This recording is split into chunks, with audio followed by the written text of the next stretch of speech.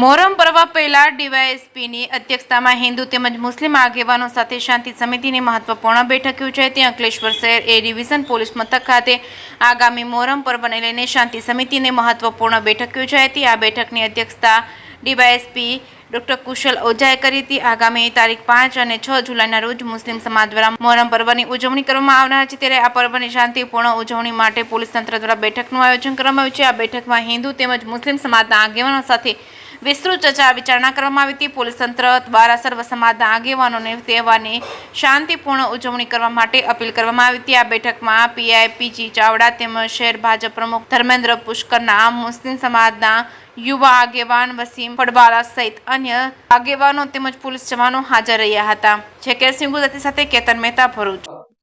તારીખ 5 અને 6 ના રોજ મોહરમ તહેવારના અનુસંધાને અંકલેશ્વર સિટી વિસ્તાર એટલે કે અંકલેશ્વર એ ડિવિઝન પોલીસ સ્ટેશન તથા બી ડિવિઝન પોલીસ સ્ટેશનમાં કુલ લગભગ મળીને ટોટલ 17 જેટલા તાજિયાનો નીકળવાના હોય તે બાબતે હિન્દુ સમાજ તથા મુસ્લિમ સમાજ તથા અને તમામ સમાજોનું એક શાંતિ સમિતિની મિટિંગનું આયોજન અત્રે એ ડિવિઝન પોલીસ સ્ટેશન ખાતે કરવામાં આવેલ, જેમાં તમામ સમાજના આગેવાનો અત્રે ઉપસ્થિત રહેલ હતા અને આવનાર જે મોહરમનો જે તહેવાર જે છે એ શાંતિપૂર્વક રીતે ઉલ્લાસપૂર્વક આપણે કઈ રીતે ઉજવી શકીએ તે બાબતે તમામ લોકો સાથે ચર્ચા કરવામાં આવી, એમના સૂચનો લેવામાં આવ્યા તથા બંદોબસ્ત તથા એના માટેની જે પણ વ્યવસ્થા કરવાની થાય છે તંત્ર દ્વારા અથવા પોલીસ દ્વારા એ બાબતેની સમજ કરવામાં આવી.